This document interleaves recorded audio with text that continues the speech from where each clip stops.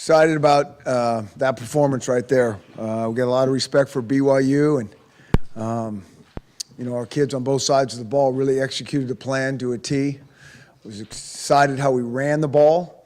I know everybody's talking about Jake and his great percentage completion tonight, and that's awesome. I mean, that's the Jake that we see all the time. And I think when the offensive line blocks like they do, and he can sit back there and really look at things, he's a hard guy to stop. But most impressively was how we were running the ball. I think that set up the pass game, so that was good. And then on defense, again, hats off to those guys. That's an awkward offense to go against. And they're a highly efficient offense. I think Tanner only had a couple incompletions himself, but we got some key turnovers. We stopped the run like we needed to, and it was a really impressive team effort.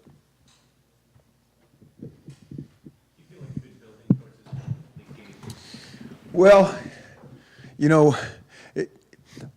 whether we play good or not, we always feel like, when the kids work their tail off, and so, yeah, but I would have said that 2 games ago. I would have, said that, a couple games back. But, yeah, and every week is different, and you just want them to prepare their tail off and to come out with really good energy. I think I spoke about that last week, is, when they come out with really good energy, and, we're splitting hairs sometimes, and that's all it takes. And the momentum of the game can change things. I thought the play by Ben Burke-Hervin again right before half, we were playing good on both sides of the ball, but then we get that turnover, and then we're able to get in the end zone. Those are game-changing right there. And so you get a little luck and a little momentum and a lot of hard play. Good things can happen. Peyton Henry missing both field goals. I know you're not going to be happy about that, but just, We're not going to talk about that. We got a lot of good things to talk about. I think there's other things we can, Peyton's a good kicker, but I think we can. You got anything else you want to ask? What have you seen up front from the offensive line in practice the past week or so that just clicking more and more? Yeah. Well, not only in practice, practice is different than the game. I was really pleased with how those guys were blocking out there. Like I said, that was probably the number one thing. I didn't really even realize how many passes Jake completed because I was so focused on the run game. And they have some good stout players up there. Sione Taki, number 16, he's a heck of a player. And that was quite a battle going on with our tight ends and him on the edge. And, kind of pleased how that turned out. But our hat's off to him. He's a good player. Ben Burke-Hervin's established himself as a premium player now, but did you see this kind of career arc for him when he started? I've been saying it, the last couple of weeks. We've thought he's a really, really good player. That's why we played him last year. That's why he was in there as a starter last year. And he did some really good things the year before. And, our whole thing when we recruited the guy, I told you, he was such a fierce competitor and such a tough guy. The number one thing when we were recruiting him is I was hoping he'd stay healthy because he just is fearless, how he throws his body in there. And he's not the biggest guy, but he's smart and crafty and fearless. And that's a good combination for a linebacker. Chris, did you see anything in their defense in terms of their wrinkles that led you to think that you could get something done in the run game early? Well, we knew we had to get something done in the run game because they kind of play conservative in the back end. And so it's hard to get some shots down the field on them, and it's almost impossible unless you are running the ball.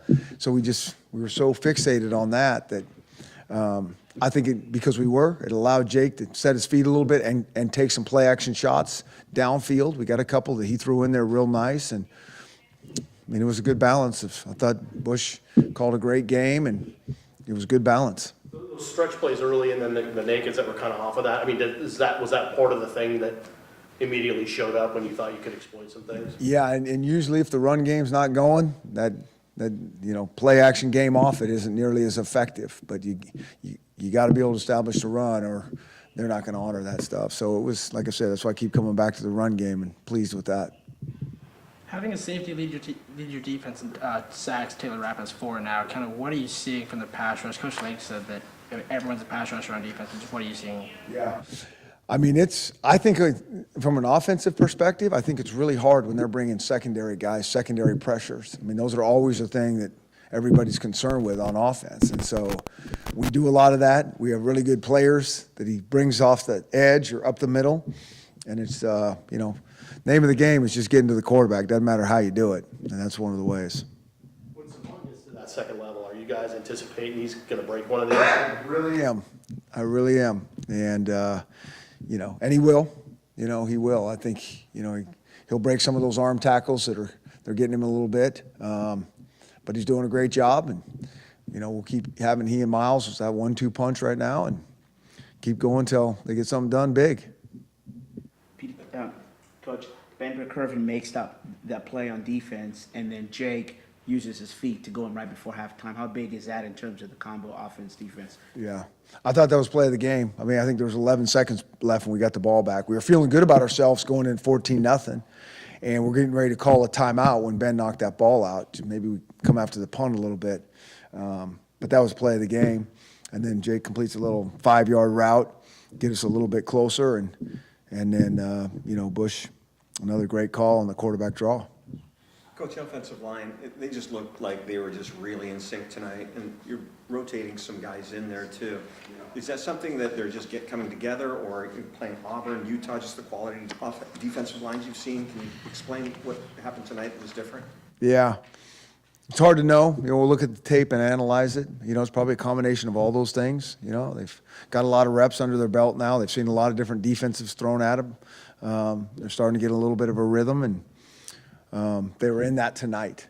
And, I just think if they can get things started for our running backs, good things are going to happen. And so there wasn't a whole bunch of negative plays where our guys were coming off. And I think the couple times that happened, Sean McGrew and a couple of those other guys even made the guys miss to get positive yards. Coach, was there anything about BYU offensively or defensively that surprised you for the better or for the worse? No, not necessarily. You have to look at the tape. I'll have to look at the tape to see that. But I think, at this point, teams show their style, what they're all about, how they're going to, attack you. And I think they got a really good style on both sides of the ball. And what I mean by that is different. It's different than we've seen, at least certainly these first 4 games. And so when you have a week to prepare for something that's really different, because we see a lot of things from our defense in practice on offense, but we really haven't seen a lot of that style. And so, we were pleased how they executed. On some of those third down plays when they were able to maybe get a screen or a draw or something like that, is that something that you're willing to live with as long as you guys can stay aggressive and maybe make more plays than you'll give up? Yeah, we're always going to stay aggressive. It's frustrating as heck because some of those were really longer yardage situations. It's one thing they're converting those, 3rd and 4s, 3rd and 5s, short yard. That's going to happen, part of that. But, they hit a couple long third downs. I think our third down defense wasn't that bad overall, if I'm not mistaken. But they hit us on a couple long 3rd and XLs that made it feel like, we missed a tackle one time. They had some really good creative play calling. They did. They had a couple things off that they had set up earlier last couple games and, executed pretty good.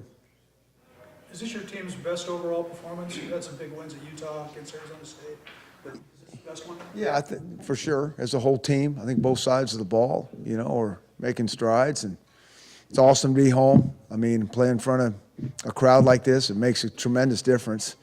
The energy, the third downs, a couple false starts. All those little things really add up. And so the combination of all that, I think was probably our best. Coach, obviously, Jake tonight sets the, career passing record for the school. I mean, obviously, that's something you got to be here a while to do and be really productive. If you just a little bit, your thoughts about him doing that. Yeah. I mean, I think when you look, at his whole body of work and as much as he played, I think if we're doing what we want to do, he better be the career leader in all those things. There's not too many guys that are going to play as a true freshman, or even a redshirt freshman and play 4 straight years, in this day and age. And so, and Jake's a heck of a player. I mean, he has been, since the day he came here, and he's continually got better. And I think you saw, one of the better versions of his whole game. And, like I told you guys last week, I mean, that quarterback's going to get a lot of credit or a lot of blame. And when everybody else is doing their job, that's what our quarterback can look like with a player like Jake. And the O-line let him set his feet, and he was finding guys, and receivers made plays. He threw a couple tight balls and some windows, and it was great to see. What is it about Aaron Fuller that makes him such a reliable target, especially on third downs? Yeah, I think he's just a smart guy. I mean, that's when I think of Aaron, I just think he's just really smart. Like, that's why we played him as a true freshman. You know, you're not going to play those guys unless they really can comprehend things, and he's just got a feel for the game, and he's going to find seams and zones, and he knows how to set guys up, and you know, and he's gaining confidence as he continues to play. Anything on Shane Bowman at all? Not Shane yet. Bowman broke a bone in his foot. He'll be out for multiple weeks, but we should get him back after the bye.